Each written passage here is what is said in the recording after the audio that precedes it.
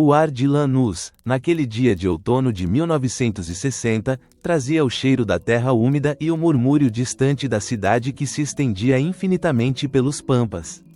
Era 30 de outubro, e nascia Diego Armando Maradona, um nome que ecoaria pelos séculos, gravado não apenas nos anais do futebol, mas na própria alma de uma nação. A casa humilde, de paredes finas e teto de zinco, em Vila Fiorito, um dos bairros mais pobres e esquecidos dos arredores de Buenos Aires, mal podia conter a vida que fervilhava em seu interior. Dom Diego e Dona Tota já tinham 4 filhas quando o pequeno Diego chegou, o primeiro menino, uma promessa silenciosa em meio à precariedade que o cercava como um manto pesado e constante. A infância de Diego foi tecida com os fios da necessidade. O chão batido das ruelas de Fiorito era seu tapete, o céu azul, seu teto. Não havia luxos, nem brinquedos caros. A bola, essa sim, era a joia da coroa, mesmo que muitas vezes fosse apenas um aglomerado de trapos amarrados com barbante, ou uma bexiga de boi. Era com ela que Diego dançava, um bailarino descalço no palco de terra e poeira. Seus pequenos pés descalços conheciam cada irregularidade do solo, cada pedra, cada tufinho de grama seca. A bola, quase uma extensão do seu corpo, obedecia a cada comando, a cada toque sutil, a cada drible improvisado que já anunciava a genialidade que brotava. O futebol não era apenas um passatempo, era a promessa sussurrada de um futuro que parecia inatingível. Era a esperança de tirar sua família, seus pais exaustos e suas irmãs, daquela miséria que apertava o peito como um abraço gelado. Os dias em Vila Fiorito eram longos e cheios de sol, ou cinzentos e encharcados de chuva que transformava as ruas em riachos de lama. Mas, para Diego, cada dia era uma oportunidade de aprimorar seu ofício. Ele jogava contra meninos mais velhos e mais fortes, mas sua agilidade, sua visão de jogo e, acima de tudo, sua paixão, o tornavam imbatível. Aos 8 anos, um olheiro, Francisco Cornejo, o descobriu. As histórias de um menino prodígio, um Pelusa, que fazia maravilhas com a bola, já corriam pelas periferias. Cornejo o levou para o time infantil, Los Cebolitas, à base do Argentinos Júniors. A primeira vez que Diego calçou um par de chuteiras de verdade, sentiu o peso e a firmeza do couro contra seus pés. Não eram os pés descalços acostumados à terra, mas a sensação era de uma nova liberdade, uma ferramenta aprimorada para sua arte. Nos Cebolitas, ele e seus companheiros formaram uma equipe lendária, invicta por anos. Diego era o maestro, o coração pulsante daquele grupo de garotos que sonhavam em deixar a pobreza para trás. O cheiro de grama recém-cortada nos campos de treinamento, o suor que escorria pelo rosto, o sabor da vitória em cada torneio juvenil, tudo isso alimentava uma determinação feroz que ardia em seu peito. Ele não era apenas um jogador, era o portador de um sonho coletivo, a personificação da esperança para sua família, e para muitos outros em Vila Fiorito. A cada gol, a cada drible, ele sentia que estava um passo mais perto de cumprir a promessa silenciosa que fizera a si mesmo e aos seus, a promessa de uma vida melhor. O murmúrio que antes era local, agora se transformava em um burburinho nacional. Diego Armando Maradona, o nome que os locutores começavam a pronunciar com uma reverência quase religiosa, estava prestes a transcender as fronteiras de Vila Fiorito. Em 1975, o Argentinos Júniors, um clube que vivia à sombra dos gigantes de Buenos Aires, abriu suas portas para o jovem prodígio. Com apenas 15 anos e 10 meses, um garoto de rosto ainda infantil e sorriso fácil, mas com olhos que carregavam a sabedoria de 1000 batalhas, fez sua estreia profissional.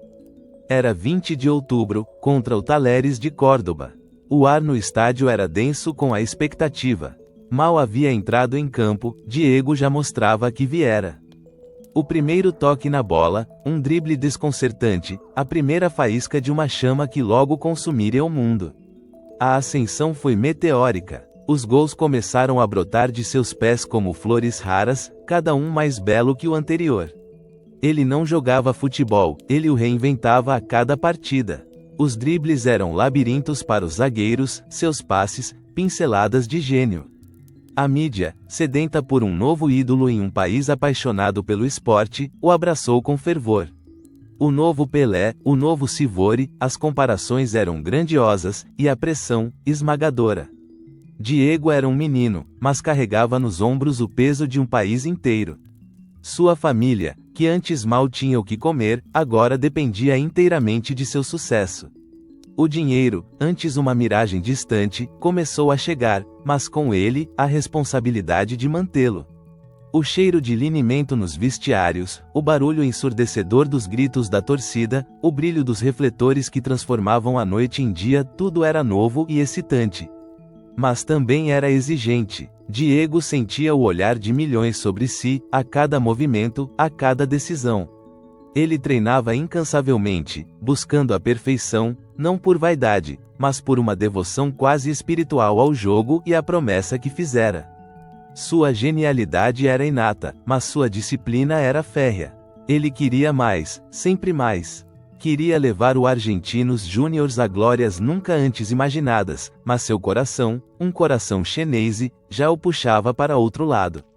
A euforia do sucesso precoce vinha acompanhada da pressão de ser a única esperança, o único caminho para sua família. O gosto da vitória era doce, mas o sabor da responsabilidade era agridoce.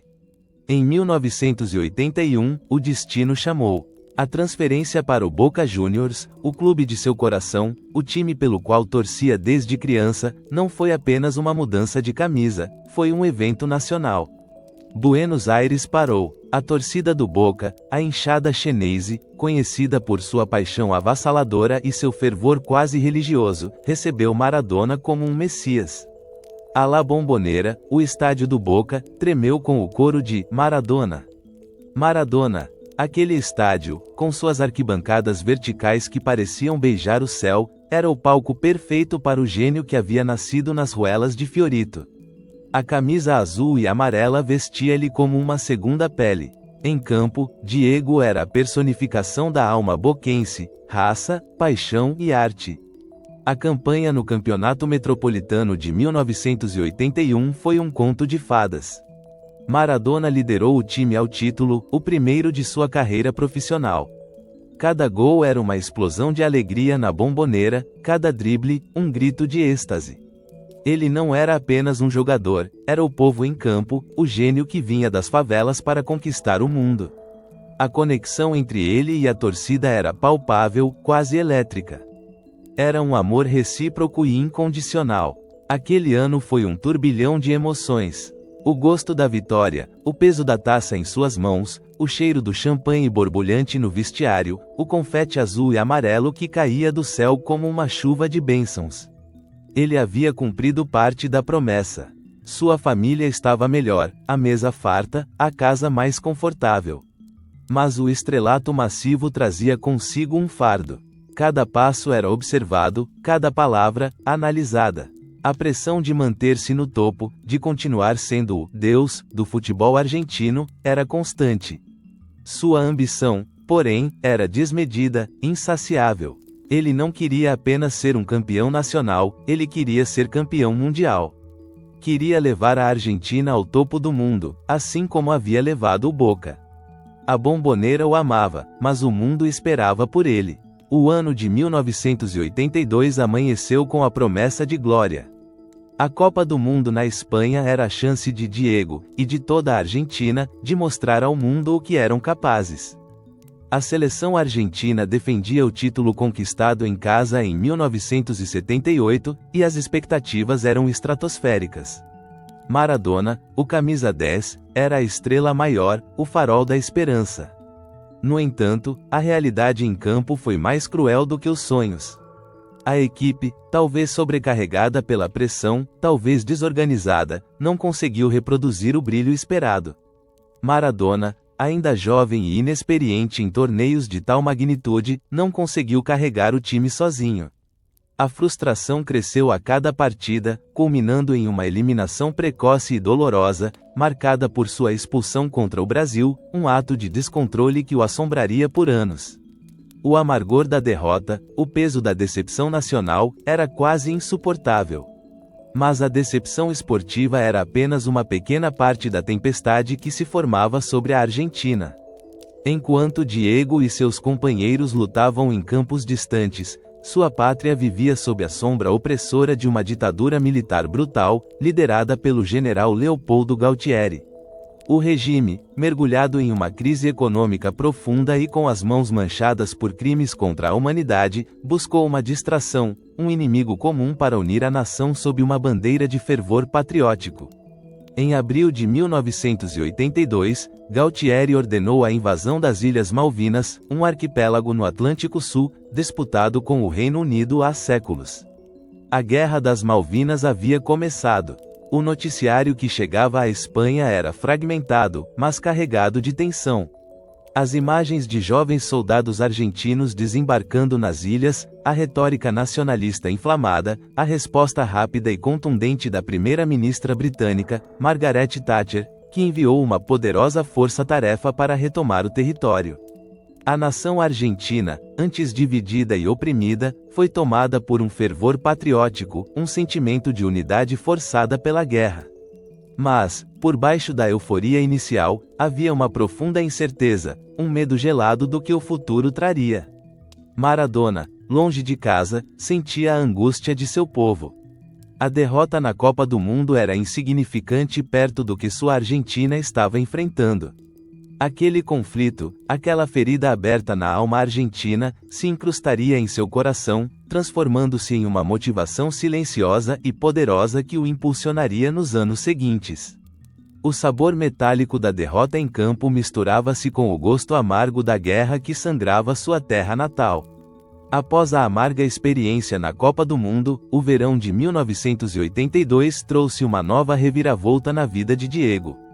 A transferência para o Barcelona, na Espanha, foi a mais cara da história do futebol até então, um recorde que ecoou por todo o continente. O glamour da cidade catalã, com sua arquitetura modernista e o aroma salgado do Mediterrâneo, contrastava acentuadamente com a simplicidade de Vila Fiorito. Diego, agora um milionário, mas ainda um garoto em muitos aspectos, se viu lançado em um novo mundo, um mundo de expectativas ainda maiores e de uma cultura diferente. A adaptação, no entanto, foi mais difícil do que o esperado.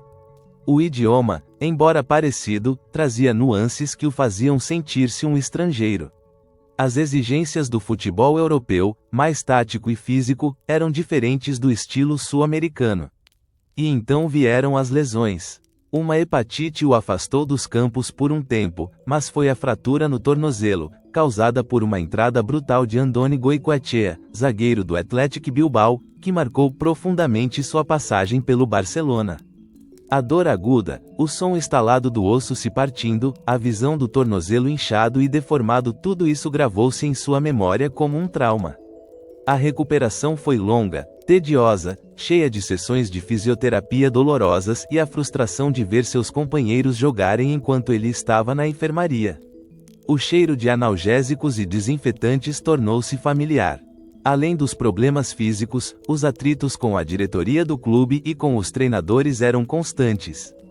Diego, com sua personalidade forte e seu temperamento explosivo, não se dobrava facilmente. Sua passagem pela Espanha foi marcada por altos e baixos, por lampejos de genialidade intercalados com períodos de frustração e desilusão. Ele não conseguiu entregar o brilho esperado, não conseguiu ser o Maradona que a Argentina havia visto. Enquanto isso, a Guerra das Malvinas, iniciada em abril de 82, havia chegado ao seu fim trágico em junho do mesmo ano. A Argentina foi derrotada. A notícia da rendição, o luto pelas centenas de jovens soldados caídos, a humilhação nacional, tudo isso reverberava profundamente na psique argentina. As cicatrizes da guerra eram profundas, e a nação se via forçada a confrontar a realidade de um regime militar falido e cruel. O presidente Galtieri seria destituído, e o país iniciaria um lento e doloroso processo de redemocratização sob a liderança de Raúl Alfonsín. Maradona, em Barcelona, sentia o eco da dor de seu povo. A Guerra das Malvinas não era apenas um conflito distante, era uma ferida em sua própria carne, uma afronta à sua identidade argentina. Aquele sentimento de injustiça, de humilhação, de que sua nação havia sido subjugada por uma potência estrangeira, incutiu nele um novo propósito, uma motivação que transcendia o campo de futebol. Ele carregava consigo o peso da memória dos caídos, a promessa silenciosa de que, de alguma forma, ele vingaria aquela derrota, não com armas, mas com a arte de seus pés. A tensão de sua vida em Barcelona, as dores físicas, os conflitos, tudo isso se misturava com a dor da pátria, forjando uma resiliência pessoal inquebrável e uma determinação que o levaria a patamares nunca antes imaginados. O mundo ainda não sabia, mas o palco estava sendo montado para a redenção. Se você está apreciando esta jornada pela vida de uma lenda e pelos eventos que a moldaram, continue conosco. A Espanha, com suas cores vibrantes e sua paixão efêmera, não havia sido o lar que Diego buscava. Barcelona, a cidade cosmopolita, com seus edifícios modernistas e a brisa do Mediterrâneo, parecia, paradoxalmente, fria e distante para o calor indomável que ele carregava no peito. As lesões, os atritos, o gosto amargo de um potencial não realizado, tudo isso o havia corroído. A sombra da Guerra das Malvinas, com sua derrota humilhante, continuava a pairar, um lembrete constante de uma ferida coletiva que ansiava por cicatrização. Aquele capítulo europeu parecia fadado ao fracasso, um desvio doloroso na trajetória de um gênio. Mas o destino, com sua ironia peculiar, já tece os fios de uma nova era, em um lugar que, à primeira vista, parecia improvável.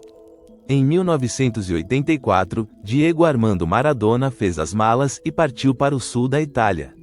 Nápoles. A cidade que respirava paixão, caos e uma melancolia antiga, aninhada sob a vigilância eterna do Vesúvio, estava prestes a receber seu novo rei. A transferência para o Napoli, um clube que jamais havia conquistado um título italiano de relevância, era, para muitos, um passo para trás na carreira de um jogador de seu calibre.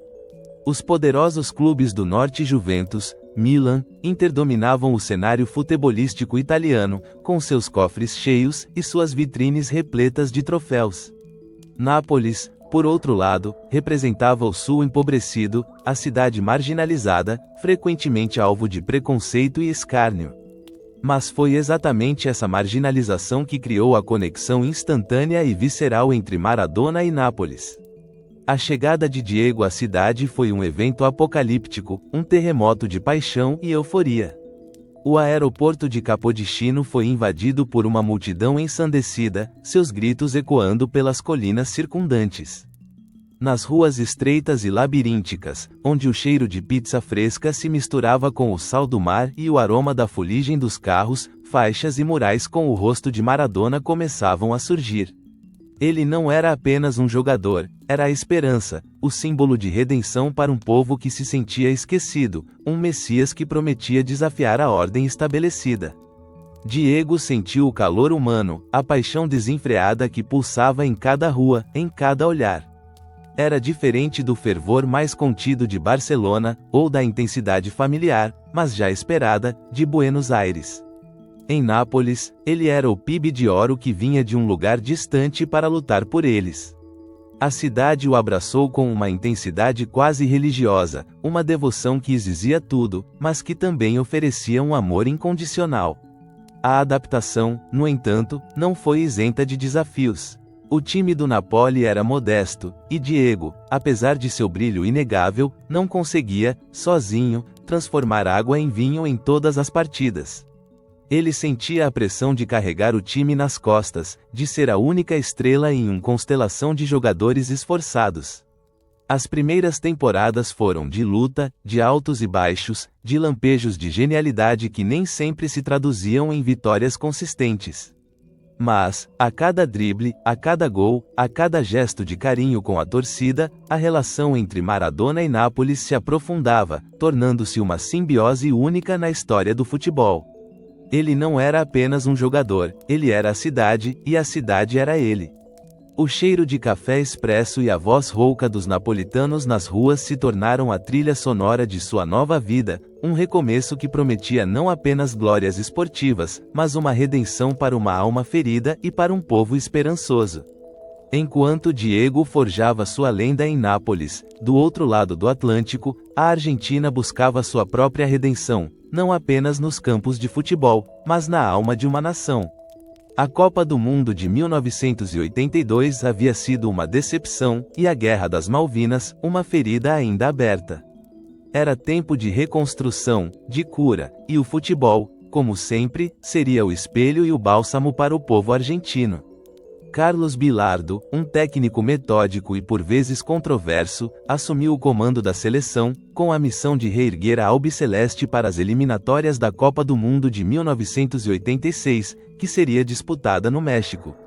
A relação entre Bilardo e Maradona era complexa, uma dança entre a disciplina tática e a genialidade indomável.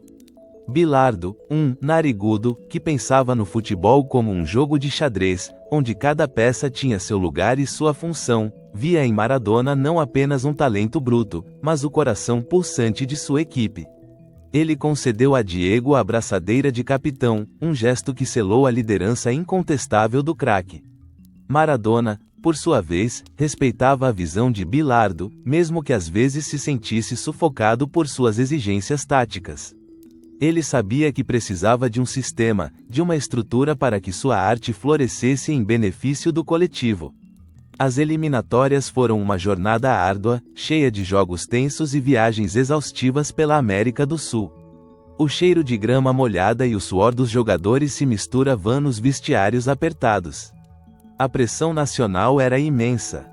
A cada partida, o eco das Malvinas parecia reverberar nas arquibancadas, um grito silencioso por vingança, por honra.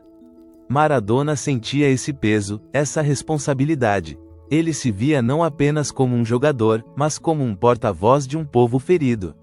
Seus dribles, seus passes, seus gols não eram apenas jogadas, eram promessas sussurradas, esperanças materializadas em campo. A classificação para o Mundial foi suada, conquistada no último minuto contra o Peru, em uma jogada caótica que terminou com um gol salvador. A explosão de alívio e alegria na Argentina foi palpável. A confiança na seleção, antes abalada, começava a crescer. Maradona, com sua liderança inquestionável e suas atuações decisivas, havia se tornado o farol daquela equipe. Ele sentia a pressão, sim, mas também uma força crescente, uma convicção de que ele e seus companheiros poderiam, enfim, redimir a honra argentina. A cada treino, a cada conversa com Bilardo, a chama da ambição mundial queimava mais forte em seu peito, alimentada pela memória das Malvinas e pela promessa de uma glória que transcenderia o esporte. O México, com seu sol causticante e sua altitude desafiadora, seria o palco da redenção. A preparação da seleção argentina para a Copa do Mundo de 1986 foi intensa, quase monástica. Carlos Bilardo, com sua obsessão pelos detalhes, submeteu a equipe a um regime rigoroso. Os treinamentos na altitude da Cidade do México eram exaustivos, o ar rarefeito apertando os pulmões, o suor escorrendo em torrentes sob o sol impiedoso. O cheiro de terra seca, misturado com o aroma de protetor solar e linimento, impregnava o ambiente. Diego, o capitão, era o exemplo. Ele treinava com uma dedicação feroz, ciente de que cada gota de suor seria um investimento na glória. Sua mente estava focada, seus olhos, fixos no objetivo maior. Ele sentia a desconfiança da imprensa, tanto argentina quanto internacional, que rotulava a seleção como um time de um homem só, excessivamente dependente de Maradona. Essa crítica, em vez de desmotivá-lo, apenas atiçava sua determinação. Ele queria provar que a Argentina era mais do que ele, que era um coletivo forte, coeso, forjado na adversidade. Nos momentos de descanso, a sombra das Malvinas ainda pairava. As conversas nos vestiários, embora focadas no futebol, por vezes desviavam para o conflito recente, para os amigos e conhecidos que haviam lutado, para a humilhação da derrota. Maradona sentia o peso daquele contexto histórico, uma motivação silenciosa que se misturava à sua ambição pessoal. Ele não podia mudar o passado, mas poderia, através do futebol, oferecer um vislumbre de alegria, um senso de orgulho restaurado para sua nação. A expectativa global sobre seu desempenho era imensa. Muitos questionavam se ele, após a decepção de 1982 e a passagem conturbada pelo Barcelona, conseguiria, de fato, liderar a Argentina ao título. A pressão era um monstro de 1000 cabeças, mas Diego, naquele momento, se sentia mais forte do que nunca. Sua resiliência, forjada nas ruas de Vila Fiorito, nas lesões de Barcelona e na paixão de Nápoles, havia atingido um novo patamar. Ele estava pronto para o sacrifício, para a batalha. O mundo aguardava para ver se o PIB de Oro conseguiria transformar o deserto mexicano em um jardim de glórias. A Copa do Mundo de 1986 começou sob um céu mexicano de um azul intenso, com o calor a envolver o Estádio Azteca como um abraço sufocante. A Argentina, com Maradona à frente, iniciou sua jornada na fase de grupos, enfrentando a Coreia do Sul. O primeiro jogo foi uma demonstração de solidez e organização, um reflexo do trabalho meticuloso de Bilardo. Maradona, embora não tenha marcado, orquestrou o meio-campo com maestria, seus passes precisos e dribles desconcertantes abrindo caminho para os gols de seus companheiros. A vitória por 3-1 foi um alívio, um primeiro passo firme. No segundo jogo, contra a Itália, a atual campeã mundial, Maradona brilhou intensamente. O empate em 1-1 foi marcado por um gol antológico do camisa 10, um momento de pura magia. Recebeu a bola na área, dominou-a com a perna esquerda, girou sobre o zagueiro e, com um toque sutil, encobriu o goleiro. O som da bola beijando a rede e o grito da torcida ecoaram pelo estádio, confirmando que o gênio estava de volta. Aquele gol foi mais do que um ponto, foi uma declaração. A Argentina não era apenas um time, era Maradona, e Maradona estava em sua melhor forma. O otimismo cauteloso começava a se transformar em uma fé crescente. A última partida da fase de grupos, contra a Bulgária, consolidou a classificação da Argentina em primeiro lugar. A equipe demonstrava um estilo de jogo coeso, com uma defesa sólida e um ataque letal, potencializado pela genialidade de Diego. Ele marcava, assistia, ditava o ritmo. Sua presença em campo era magnética, atraindo a atenção de adversários e admiradores. A imprensa internacional, anticética, agora se curvava ao seu talento. Os jornais estampavam manchetes sobre o fenômeno Maradona, o deus do futebol, que estava transformando a Copa do Mundo em seu próprio palco pessoal. Nos vestiários, o cheiro de suor e a alegria contida após cada vitória eram a prova de que o grupo estava unido, focado. Maradona, embora o centro das atenções, fazia questão de enaltecer seus companheiros, a importância do trabalho coletivo. Ele sabia que o caminho ainda era longo, mas sentia que o time estava crescendo em confiança, jogo após jogo. A torcida argentina, em casa, vivia em estado de graça, sonhando acordada com a glória que parecia cada vez mais próxima. A cada vitória, as cicatrizes das Malvinas pareciam doer um pouco menos, substituídas por uma esperança renovada, por um orgulho que começava a florescer novamente. Com a fase de grupos superada e a confiança em alta, a Argentina avançou para as oitavas de final, onde enfrentaria um velho conhecido e rival sul-americano, o Uruguai. O confronto, sempre carregado de uma tensão histórica e uma rivalidade acirrada, prometia ser uma batalha. O estádio Cuauhtémoc, em Puebla, vibrava com a expectativa. O jogo foi duro, físico, com a garra uruguaia se chocando contra a qualidade técnica argentina. A vitória apertada por 1-0, com gol de Pedro Pasculi, foi suada, mas merecida, e serviu para fortalecer ainda mais o espírito da equipe. Maradona, mais uma vez, foi o maestro, mesmo sob a marcação implacável.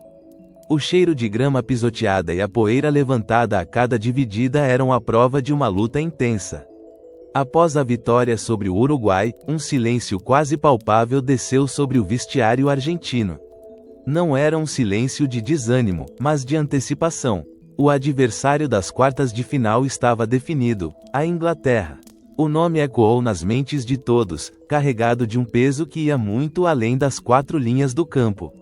A Guerra das Malvinas, encerrada apenas 4 anos antes, com a derrota argentina e a perda de centenas de jovens vidas, transformou aquele jogo em um evento de proporções épicas. Não seria apenas uma partida de futebol, seria uma reedição simbólica de um conflito que ainda sangrava na alma da nação. Nos dias que antecederam o confronto, a imprensa mundial, e especialmente a argentina e a britânica, começou a traçar paralelos inescapáveis. As manchetes falavam de vingança, de guerra no campo, de honra nacional em jogo. Maradona sentia a magnitude do momento com uma intensidade avassaladora. Ele se lembrava das notícias da guerra enquanto estava em Barcelona, da dor e da humilhação que seu povo havia sentido. Agora, ele tinha a chance de alguma forma, oferecer um consolo, uma forma de retribuição, não com armas, mas com a arte de seus pés. As conversas nos vestiários se tornaram mais sérias, os olhos de Bilardo, mais focados. O treinador, um estrategista frio, sabia que a motivação emocional seria um fator crucial. Ele não precisava inflamar os ânimos, a história já havia feito isso. Jorge Valdano, Gary Lineker, Peter Shilton, Bob Robson, todos os personagens desse drama estavam prestes a se encontrar em um palco onde o esporte e a política se fundiriam em uma narrativa inesquecível. Héctor Henrique, colega de Maradona, já se preparava para ser parte de algo grandioso. A preparação física e mental se intensificou. Cada passe, cada chute, cada corrida era executada com um foco quase obsessivo. O cheiro de suor e a tensão no ar do campo de treinamento eram quase palpáveis. Maradona sentia um pressentimento, uma intuição de que aquele jogo seria diferente de todos os outros. Seria um momento que ficaria gravado na história, não apenas do futebol, mas da própria Argentina. O mundo se preparava para testemunhar não apenas uma partida de quartas de final, mas um embate de nações, de histórias, de dores e de esperanças. O estádio Azteca esperava, silencioso, pelo rugido que viria. E o rugido veio, na manhã de 22 de junho de 1986, sob um sol mexicano que já castigava a pele antes mesmo do meio-dia. O ar, rarefeito pela altitude, parecia crepitar com uma eletricidade invisível. Não era apenas a expectativa de uma partida de futebol, mas a antecipação de um confronto que transcendia o esporte, mergulhado nas profundezas da história e da ferida ainda aberta da Guerra das Malvinas. Diego Armando Maradona sentiu o peso daquele dia em cada fibra do seu ser. Ao descer do ônibus da seleção, o cheiro de gasolina e suor misturava-se ao aroma adocicado da grama do estádio, um cheiro que para ele era o prelúdio da batalha. Seus olhos, normalmente um poço de travessura e paixão, estavam fixos, carregados de uma determinação férrea. Ele sabia o que aquele jogo significava para milhões de argentinos, para sua família, para os caídos nas ilhas distantes. Não era uma partida, era uma chance de retribuição, de honra. Do outro lado, Peter Shilton, o imponente goleiro inglês, sentia uma tensão diferente. Para ele e seus companheiros, era uma partida de quartas de final da Copa do Mundo, um passo crucial rumo à glória. Mas a imprensa britânica, com suas manchetes bélicas, já havia elevado o jogo a um patamar que o deixava desconfortável. O técnico Bob Robson, um homem de dignidade e fair play, tentava acalmar os ânimos, focando seus jogadores na tática, na disciplina. Mas a sombra das Malvinas era inegável, pairando sobre o campo como uma nuvem escura. O túnel que levava ao gramado era um corredor de concreto frio, ecoando os passos dos jogadores e o murmúrio distante da multidão. Maradona, com a braçadeira de capitão apertando seu braço, sentia o coração acelerar. À sua frente, Valdano parecia focado, e Héctor Henrique, ao seu lado, exalava uma energia contagiante. Eles eram a Argentina, um punhado de homens carregando a esperança de uma nação. Ao emergir no campo, o som da multidão explodiu, um mar de vozes que se misturavam em um rugido ensurdecedor. As cores azul e branca da Argentina, o vermelho e branco da Inglaterra, se chocavam nas arquibancadas sob o céu azul implacável. O apito inicial foi um som agudo que cortou o ar pesado. Os primeiros minutos foram de estudo, de toques curtos, de uma tensão palpável. A bola rolava de pé em pé, mas a verdadeira batalha acontecia nas mentes dos jogadores. Maradona, como sempre, era o epicentro da ação, seus movimentos hipnotizantes, sua visão de jogo incomparável. Ele sentia a marcação cerrada, a respiração dos zagueiros ingleses em seu cangote, a cada drible, a cada tentativa de penetração. E então, aos 6 minutos do segundo tempo, o mundo parou. A jogada começou de forma inofensiva, um passe despretensioso de Maradona para Jorge Valdano, que tentava penetrar na área. A bola foi rebatida por um defensor inglês, Steve Rodd, que, em uma tentativa de recuo, levantou-a em um arco alto, quase um convite, em direção à área inglesa. Maradona, que havia continuado sua corrida, viu a oportunidade. Peter Shilton, com seus quase 2 metros de altura, avançou com a autoridade de um gigante para interceptar a bola. Naquele instante, o tempo pareceu se esticar, cada milissegundo uma eternidade. Maradona, com seus 1,65 m de pura fibra e malícia, sabia que não conseguiria alcançar a bola com a cabeça. A decisão foi instantânea, um relâmpago de astúcia que brotou das profundezas de sua alma de PIB de Vila Fiorito. Ele saltou, Shilton saltou. No ar, lado a lado, o gigante e o gênio se encontraram. Mas Maradona, com um movimento quase imperceptível para o olho nu, estendeu o braço esquerdo, fechando a mão em um punho, e deu um leve toque na bola, desviando-a por cima do goleiro inglês. A bola, com uma lentidão agonizante, flutuou para o fundo da rede. O silêncio momentâneo foi quebrado por um grito de gol. Maradona, com um sorriso enigmático, correu para celebrar, seus braços erguidos em triunfo. Mas a reação dos ingleses foi imediata e furiosa. Peter Shilton, com o rosto contorcido em incredulidade e raiva, virou-se para o árbitro tunisiano, Ali Bin Nasser, gesticulando freneticamente, apontando para a mão de Maradona. Os defensores ingleses, Terry Fenwick e Terry Butcher, cercaram o árbitro, seus gritos de protesto se perdendo no barulho da multidão. Mas o árbitro, talvez ofuscado pelo sol, talvez convencido pela astúcia do argentino, validou o gol. A decisão foi um choque para os ingleses, um golpe de injustiça que os deixaria marcados para sempre. Para os argentinos, foi um êxtase, um alívio. Nos vestiários, após o jogo, Maradona, com seu sorriso maroto, justificaria o lance com uma frase que entraria para a história. Foi um pouco com a cabeça de Maradona e um pouco com a mão de Deus. Era a astúcia do malandro, a genialidade do pícaro, a vingança silenciosa de um povo que sentia ter sido roubado em um passado recente. A indignação britânica era palpável, o gosto amargo da derrota permeado pela sensação de fraude. Mas a euforia argentina era incontida, um grito de liberdade que ecoava pelas ruas de Buenos Aires. Ainda atordoada pela controvérsia, a equipe inglesa tentava se recompor. Bob Robson, na beira do campo, balançava a cabeça em desaprovação, mas sabia que não havia mais o que fazer. Seus jogadores, frustrados, precisavam focar no jogo. Mas Diego, o maestro do caos e da genialidade, ainda tinha mais uma obra-prima para apresentar ao mundo. 4 minutos depois, o tempo parou novamente, mas desta vez, a magia era inquestionável, pura, transcendental. A jogada começou no campo de defesa argentino, com Héctor Henrique, que mais tarde brincaria, dizendo que o passe para Maradona foi tão bom que o deixou sozinho contra todo o time inglês. Diego recebeu a bola pouco depois da linha do meio-campo, na lateral direita, quase na linha do centro, virado para o gol inglês. Ele estava cercado, mas a bola parecia colada em seu pé esquerdo, uma extensão de sua vontade. O silêncio no estádio parecia ter retornado, mas era um silêncio de pura antecipação, de assombro. Maradona, com a bola sob seu domínio, começou a correr. Seu primeiro toque foi para se livrar de Glenn Hoddle, que tentou uma interceptação.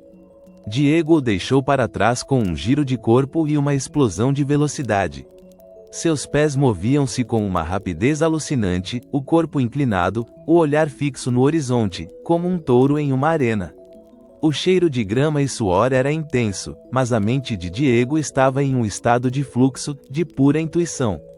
Em seguida, Peter Reid, o volante inglês, veio em sua direção, tentando pará-lo. Maradona, com um drible seco, uma mudança de direção quase imperceptível, o deixou para trás, como se Reid fosse uma estátua. A velocidade de Diego era estonteante, a bola dançando a seus pés, obedecendo a cada comando. Ele avançava em linha reta, mas com a agilidade de um felino, seus olhos esquadrinhando o campo, mapeando os próximos obstáculos. Terry Butcher, um zagueiro robusto e implacável, surgiu em seu caminho. Maradona, com um toque sutil, empurrou a bola para a direita, deixando Butcher para trás, o inglês tropeçando no ar, vencido pela velocidade e destreza do argentino. O grito da torcida começava a crescer, um crescendo de emoção que acompanhava cada passo de Diego. Ele estava agora na área, o gol à sua frente, mas ainda havia um último defensor. Terry Fenwick, o último bastião da defesa inglesa, avançou com fúria, determinado a pará-lo. Mas Maradona já havia tomado sua decisão. Com um toque para a esquerda, ele deixou Fenwick no chão, o inglês deslizando no gramado, impotente. Era apenas Maradona contra o goleiro. Peter Shilton, gigante, tentou fechar o ângulo, esticando-se ao máximo. Maradona, com um movimento que parecia vir de outra dimensão, tocou a bola com a perna esquerda, desviando-a suavemente, quase com carinho, para a direita de Shilton, enquanto o goleiro caía para a esquerda. A bola rolou lentamente para o fundo da rede. O gol, o segundo gol, mas este era diferente. Era a arte em sua forma mais pura, a genialidade em sua expressão máxima. O estádio Azteca explodiu em um clamor ensurdecedor, um rugido que parecia sacudir os alicerces do mundo. Maradona, exausto, mas com um sorriso que iluminava o campo, abriu os braços e foi abraçado por seus companheiros. Jorge Valdano, com quem ele havia trocado passes no primeiro gol, correu para abraçá-lo, seus olhos marejados de admiração. Héctor Henrique, que havia iniciado a jogada, observava a cena com um orgulho silencioso. Aquele gol, que mais tarde seria batizado de "o gol do século", foi uma redenção, não apenas para Maradona, mas para a Argentina. Se o primeiro gol havia sido a astúcia, a malícia necessária para vencer um inimigo poderoso, o segundo foi a prova irrefutável de sua divindade no campo de futebol. A admiração foi universal, transcendendo as fronteiras e até mesmo a raiva dos ingleses. Bob Robson, apesar da derrota iminente, não pôde deixar de reconhecer a beleza do lance. Gary Lineker, que assistia de perto, sentiu o peso da genialidade. Aquele momento consagrou Maradona como um gênio inquestionável, um artista que pintava obras-primas com os pés. O cheiro de vitória, de glória, de história, permeava o ar. O restante do jogo foi uma batalha de nervos. A Inglaterra, ferida no orgulho, tentou reagir, pressionando a defesa argentina. Gary Lineker, o artilheiro, conseguiu diminuir o placar para 2-1, dando um sopro de esperança aos ingleses. O gol de Lineker, um cabeceio preciso, trouxe de volta a tensão, mas a Argentina, liderada por um Maradona incansável, conseguiu segurar o resultado. O apito final foi um alívio, um som doce que selou a vitória mais significativa da história do futebol argentino. No vestiário, após o jogo, a atmosfera era de um misto de euforia e exaustão. Os jogadores se abraçavam, alguns choravam, outros riam. O cheiro de suor, linimento e champanhe preenchia o ambiente. Maradona, o herói do dia, estava cercado por repórteres, suas palavras carregadas de emoção. Ele falou sobre a vitória, sobre a equipe, mas não hesitou em abordar o elefante na sala. Foi uma vingança, disse ele, referindo-se à Guerra das Malvinas, uma vitória para o nosso povo, para os meninos que morreram lá. Suas palavras reverberaram como um desabafo nacional, uma catarse coletiva. Do lado inglês, a decepção era profunda. Peter Shilton, inconsolável, sentia-se roubado. Bob Robson, com a dignidade que lhe era peculiar, tentava consolar seus jogadores, mas a frustração era visível em seu rosto.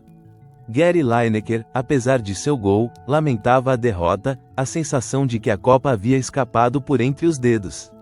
A imprensa britânica, dividida entre a raiva pelo "gol da mão" e a admiração relutante pelo "gol do século", não sabia como digerir a derrota. Para a Argentina, a vitória sobre a Inglaterra foi mais do que apenas a passagem para as semifinais, foi um triunfo moral, uma restauração da honra ferida. A nação estava em festa, as ruas de Buenos Aires tomadas por multidões que celebravam com uma intensidade que só um povo que havia sofrido tanto poderia expressar. A equipe, fortalecida pela vitória histórica e pela performance sobrenatural de seu capitão, sentia que algo extraordinário estava realmente acontecendo. Havia uma convicção crescente de que o título mundial era uma possibilidade real, uma promessa que Maradona parecia determinado a cumprir. A sensação de alívio era imensa, mas o foco já se voltava para o próximo desafio. A semifinal, apenas 3 dias depois, seria contra a Bélgica. O cansaço físico e emocional era um fator, mas a confiança da equipe argentina estava no auge. Maradona, com a bola de ouro já quase em suas mãos, continuava a ser o motor, a inspiração. O Estádio Azteca, mais uma vez, seria o palco. No dia 25 de junho, sob o mesmo sol implacável, Argentina e Bélgica entraram em campo. A atmosfera, embora ainda carregada de expectativa, não possuía a mesma intensidade política e histórica do confronto anterior. Era uma batalha puramente futebolística, e Maradona estava pronto para mais um espetáculo. O jogo começou com a Bélgica tentando conter o ímpeto argentino, ciente da ameaça que Diego representava. Mas o gênio estava em um estado de graça, seus movimentos eram fluidos, seus passes, cirúrgicos. O primeiro gol veio aos 6 minutos do segundo tempo. Maradona recebeu a bola na entrada da área, driblou 2 defensores belgas com a facilidade de quem passeia em um parque, e bateu rasteiro, de canhota, no canto do goleiro. O som da rede balançando foi acompanhado por um grito de euforia da torcida argentina, que sentia o título cada vez mais próximo. Aquele gol era a prova de que a genialidade de Maradona não era um lampejo isolado, mas uma constante, uma fonte inesgotável de magia. O cheiro de grama e a adrenalina do jogo eram inebriantes. 10 minutos depois, ele fez de novo.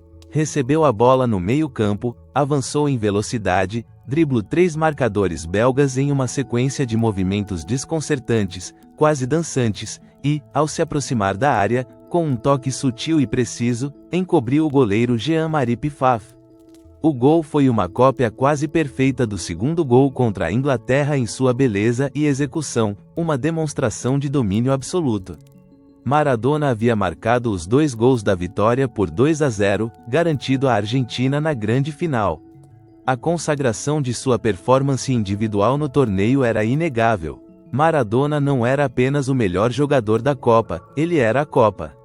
Seus gols, suas assistências, sua liderança em campo haviam levado a Argentina a um patamar que poucos acreditavam ser possível. A equipe, coesa e confiante, se preparava para a grande final contra a Alemanha Ocidental, que havia vencido a França na outra semifinal. Nos vestiários, a celebração foi mais contida, mais focada. Havia alegria, sim, mas também uma seriedade, uma consciência de que o último passo, o mais difícil, ainda estava por vir. Carlos Bilardo, com seu olhar penetrante, já começava a planejar a estratégia para a final, seus cadernos cheios de anotações. Maradona, exausto, mas com uma chama de determinação ardendo em seus olhos, sabia que o sonho estava a um passo de se tornar realidade. A Argentina estava a um jogo da glória eterna, e o mundo inteiro esperava para ver se o PIB de Ouro conseguiria levantar a taça, não apenas para si, mas para uma nação inteira que havia depositado nele todas as suas esperanças. O cheiro de vitória, agora misturado com o aroma da expectativa, pairava no ar do México. O palco estava montado para o ato final. A manhã de 29 de junho de 1986 amanheceu com um sol inclemente sobre a cidade do México. O Estádio Azteca, uma fortaleza de concreto e história, preparava-se para receber a grande final da Copa do Mundo. Do lado de fora, o burburinho de milhões de vozes, o cheiro de comida de rua e a agitação dos torcedores se misturavam em uma sinfonia caótica. Dentro, o gramado verde, impecável, parecia um tapete de veludo esperando ser pisado pelos deuses do futebol. As arquibancadas começavam a se encher, um mosaico vibrante de cores: o azul e branco da Argentina, o preto, vermelho e dourado da Alemanha Ocidental. No vestiário argentino, a tensão era quase insuportável. Um silêncio pesado pairava no ar, quebrado apenas pelo ranger das chuteiras e os sussurros ocasionais. O cheiro de linimento e suor era intenso, misturado com o aroma metálico do nervosismo. Diego Armando Maradona sentia o peso de cada olhar, de cada esperança depositada em seus ombros. Seus olhos, que haviam visto a miséria de Vila Fiorito e a glória de Nápoles, agora carregavam a responsabilidade de uma nação inteira. Carlos Bilardo, com sua postura rígida e olhar calculista, revisava as táticas pela milésima vez. Ele havia estudado a Alemanha Ocidental de Franz Beckenbauer com a precisão de um cirurgião, sabendo que enfrentariam um adversário implacável, disciplinado e taticamente astuto. É agora, rapazes, a voz de Bilardo era rouca, mas firme. É a nossa chance. Pelo nosso povo, pela nossa história, pelas Malvinas. As palavras não precisavam ser explícitas, o subtexto era claro. Maradona, com a braçadeira de capitão apertando seu bíceps, sentiu uma onda de energia, uma determinação que transcendia o cansaço. Ele olhou para seus companheiros Valdano, Burruchaga, Brown, Henrique, e viu nos olhos de cada um a mesma chama, o mesmo propósito. Ao emergir do túnel para o campo, o rugido da multidão foi um choque sensorial, um tsunami de som que parecia sacudir o próprio ar. As bandeiras tremulavam, os gritos se misturavam. Maradona ergueu a cabeça, seus olhos percorrendo as arquibancadas, buscando um rosto familiar, uma confirmação da fé de seu povo. Ele sentiu o calor do sol em sua pele, o aroma da grama sob seus pés. Era o momento. O apito inicial foi um som agudo, quase ensurdecedor. O jogo começou com a Alemanha Ocidental impondo uma marcação implacável sobre Maradona. Lothar Matthaus, em particular, era sua sombra, uma figura constante em seu encalço, respirando em seu cangote a cada movimento. Diego sentia a pressão física, os toques ríspidos, mas sua mente estava em um estado de fluxo, buscando brechas, criando espaços. A bola parecia dançar a seus pés, mesmo sob a vigilância constante. Aos 23 minutos do primeiro tempo, um alívio. Um escanteio cobrado com precisão encontrou a cabeça de José Luiz Brown, um zagueiro que raramente marcava. O cabeceio certeiro, a bola beijando a rede, a explosão de alegria argentina. O som do gol foi um grito de libertação, uma onda de euforia que varreu o estádio. Maradona correu para abraçar Brown, o sorriso em seu rosto um misto de felicidade e determinação. O cheiro de vitória começava a se solidificar. No segundo tempo, a Argentina ampliou a vantagem. Aos 10 minutos, Jorge Valdano, com sua elegância característica, recebeu a bola e avançou pela esquerda, driblando um defensor alemão e finalizando com um chute cruzado que superou o goleiro Harald Schumacher. 2-0. O grito da torcida argentina foi ainda mais alto, um coro de "Deu, Argentina", que parecia prometer o título. A taça parecia estar a caminho de Buenos Aires. Mas a Alemanha Ocidental era uma equipe resiliente, com uma capacidade impressionante de nunca se render. Aos 74 minutos, Karl-Heinz Rummenigge diminuiu o placar, aproveitando uma falha da defesa argentina. O gol alemão foi um balde de água fria, um lembrete de que o jogo ainda não estava ganho. A tensão voltou, o silêncio ansioso substituindo a euforia. E então, aos 81 minutos, Andreas Brehme cobrou um escanteio, e Rudi Völler, com um cabeceio preciso, empatou o jogo. 2-2. O estádio Azteca mergulhou em um silêncio atordoado. Os corações argentinos apertaram. A maldição do empate, a possibilidade de prorrogação e pênaltis, pairava no ar como uma nuvem escura. Maradona sentiu um peso no peito, a frustração de ver a vantagem desaparecer em poucos minutos. A fadiga começava a pesar em suas pernas, mas sua mente se recusava a aceitar a derrota. Ele precisava de um último esforço, de um último ato de genialidade. E a genialidade veio. Aos 83 minutos, em um contra-ataque rápido, Maradona recebeu a bola no meio-campo, com Matthaus ainda em sua cola. Com um toque sutil, quase imperceptível, ele enganou seu marcador e lançou a bola em profundidade para Jorge Burruchaga, que corria em disparada pela direita. Burruchaga, com a serenidade de um veterano, avançou em direção ao gol e, com um chute preciso, colocou a bola no canto esquerdo de Schumacher. 3-2 para a Argentina. O gol decisivos. A explosão. O rugido da torcida argentina foi ensurdecedor, um grito primal de alegria e alívio que parecia vir das profundezas da terra.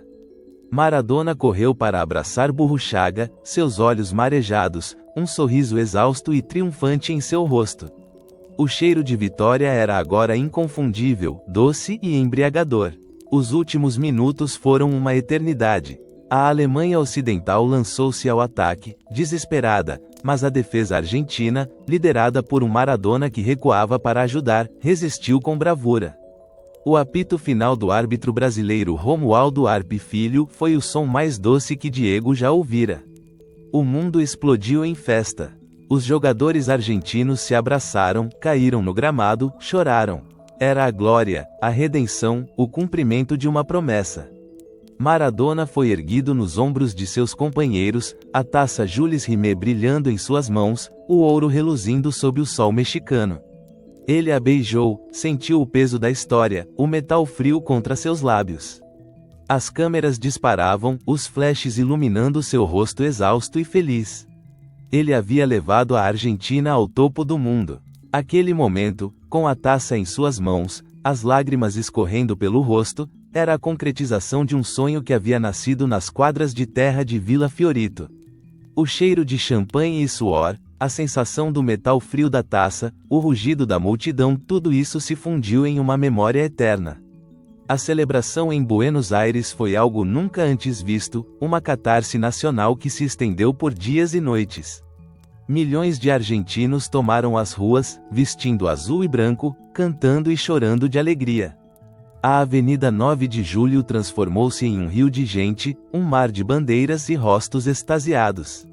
Maradona, aclamado como um deus, desfilou em carro aberto, a taça reluzindo, seus olhos refletindo a devoção de seu povo.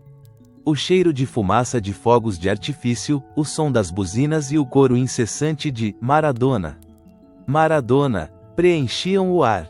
Para a Argentina, a vitória na Copa do Mundo de 1986 foi muito mais do que um triunfo esportivo. Foi uma redenção pós-Malvinas, uma afirmação de identidade e orgulho em um momento de profunda vulnerabilidade nacional. O país, que havia saído de uma ditadura militar brutal e da humilhação da guerra, encontrou em Maradona e na seleção um símbolo de resiliência, uma forma de curar as feridas e de reerguer a autoestima. Raul Alfonsín, o presidente democrático que tentava reconstruir a nação, reconheceu a importância daquele triunfo para o espírito argentino, uma injeção de esperança e unidade. Maradona não era apenas um jogador de futebol, ele era um ícone cultural, um porta-voz do povo, o PIB que havia chegado ao topo do mundo. Sua influência global explodiu, e a rivalidade com Pelé, o rei brasileiro, atingiu um novo patamar de intensidade, alimentada por debates apaixonados sobre quem era o maior de todos os tempos. Os jornais do mundo inteiro estampavam sua imagem, seus gols eram repetidos à exaustão, e sua frase sobre a mão de Deus se tornou parte do folclore esportivo. Ele havia se tornado imortal. De volta a Nápoles, o status de Maradona era ainda mais elevado, se é que isso era possível. A cidade, que já o venerava, agora o recebia como um imperador conquistador. Os anos seguintes, de 1987 a 1990, foram os mais gloriosos da história do Napoli. Sob a liderança de Maradona, o clube conquistou 2 campeonatos italianos, em 1987 e 1990, e uma Copa da UEFA em 1989. Nápoles, o sul empobrecido e marginalizado, finalmente se erguia contra os poderosos clubes do norte, e Maradona era o seu libertador. As ruas de Nápoles explodiam em festa a cada vitória, o cheiro de pizza e euforia preenchendo o ar. Os rostos dos napolitanos, marcados pela vida, agora brilhavam com um orgulho recém-descoberto. Maradona era um deus vivo, sua imagem pintada em murais por toda a cidade, suas camisas vendidas em cada esquina. Ele era o coração pulsante da cidade, e a devoção a ele era quase religiosa. No entanto, por trás do brilho e da glória, a sombra começava a se estender. A pressão da fama, a adoração incessante, a vida noturna desregrada e o assédio constante começaram a cobrar seu preço. O envolvimento com drogas, especialmente cocaína, tornou-se uma realidade sombria. As ligações com a máfia napolitana, a Camorra, que via em Maradona uma figura a ser explorada e protegida, tornaram-se mais frequentes. O homem falível, o PIB que havia lutado contra a pobreza, estava agora lutando contra seus próprios demônios, cercado por um mundo de tentações e perigos. O cheiro de fumaça de cigarro e o aroma adocicado da cocaína começaram a se misturar com o cheiro de grama em sua vida. A dualidade do herói e do homem, do divino e do terreno, tornava-se cada vez mais evidente. Em 1990, a Copa do Mundo retornou à Itália, e Maradona, ainda o capitão e a estrela da Argentina, estava sob imensa pressão. Fisicamente, ele já não era o mesmo de 4 anos antes. Lesões e o desgaste de uma vida intensa cobravam seu preço. Mas sua vontade de vencer, sua garra inabalável, permaneciam. A Argentina, com um time mais modesto, conseguiu, contra todas as expectativas, chegar novamente à final. O momento mais icônico e controverso daquela Copa aconteceu na semifinal, em Nápoles, contra a anfitriã Itália. O estádio San Paolo, o palco de suas maiores glórias com o Napoli, estava dividido. Maradona, em uma entrevista pré-jogo, fez um apelo direto à torcida napolitana, pedindo que torcessem pela Argentina, que representava o sul oprimido, contra a Itália, que representava o norte rico e por vezes preconceituoso. Nápoles não é Itália, disse ele, inflamando uma controvérsia que dividiu a nação. O ar no estádio estava carregado de uma tensão quase palpável, o som das vaias se misturando aos aplausos. A Argentina venceu a semifinal nos pênaltis, eliminando a Itália em sua própria casa. A vitória foi agridoce, pois Maradona, que havia sido um deus em Nápoles, agora era visto por muitos italianos como um traidor. A pressão, o desgaste físico e emocional, tudo isso pesava sobre ele. Afinal, novamente contra a Alemanha Ocidental, no Estádio Olímpico de Roma, foi um jogo tenso, de poucas chances. Maradona, visivelmente cansado e marcado de perto, não conseguiu repetir as atuações de 1986. O jogo caminhava para a prorrogação quando, aos 85 minutos, o árbitro marcou um pênalti controverso a favor da Alemanha Ocidental. Andreas Brehme converteu, e a Alemanha venceu por 1-0. A imagem de Maradona, com os olhos vermelhos, chorando incontrolavelmente no pódio, recusando-se a apertar a mão de João Havelange, o presidente da FIFA, tornou-se um símbolo daquela derrota amarga. Era o início do fim de sua carreira em alto nível, um prenúncio dos anos turbulentos que viriam. O cheiro de derrota, de frustração, era quase tangível, misturado com o aroma da grama úmida da noite de Roma. O declínio foi rápido e brutal. Em 1991, após um jogo do campeonato italiano, Maradona foi pego no exame antidoping, testando positivo para cocaína.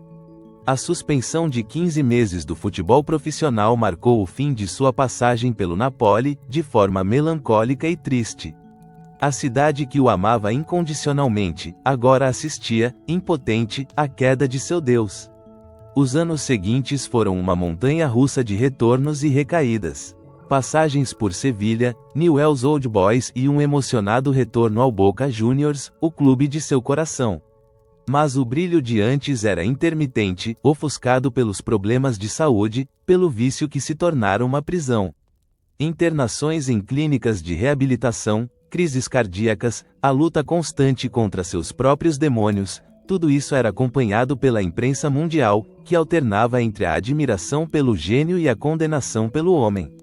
O cheiro de hospitais, de medicamentos, de desespero, começou a se tornar familiar em sua vida.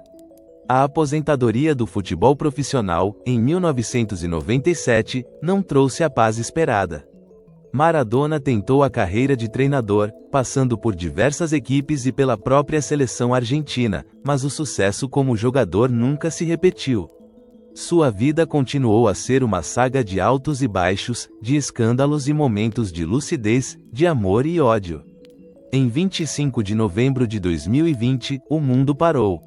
A notícia da morte de Diego Armando Maradona, aos 60 anos, vítima de uma parada cardiorrespiratória, ecoou pelos 4 cantos do planeta. O luto foi mundial, uma onda de tristeza que uniu argentinos, napolitanos e milhões de fãs de futebol. As ruas de Buenos Aires e Nápoles voltaram a se encher, desta vez em um lamento coletivo, o cheiro de flores, velas e lágrimas preenchendo o ar. O legado de Maradona é complexo, um mosaico de genialidade e controvérsia. Para a Argentina, ele permanece como um deus, o PIB que os levou à glória e lhes deu orgulho em um momento de escuridão. Para os napolitanos, ele é o rei que os libertou. Para o mundo do futebol, ele é um dos maiores, se não o maior, jogador de todos os tempos, um artista que transcendeu o esporte. João Havelange, o ex-presidente da FIFA, que presenciou a ascensão e a queda de Maradona, reconheceria, apesar de suas desavenças, o impacto inegável do argentino no futebol global. E Pelé, o eterno rival e amigo, que sempre manteve uma relação de respeito e admiração por Diego, lamentaria profundamente sua partida, reconhecendo a perda de uma lenda. Os gols contra a Inglaterra, o gol da mão de Deus e o gol do século permanecem como símbolos eternos. O primeiro, um ato de astúcia e vingança silenciosa, a resposta de um povo ferido pela Guerra das Malvinas. O segundo, uma obra-prima de arte e genialidade, a prova irrefutável de sua divindade em campo.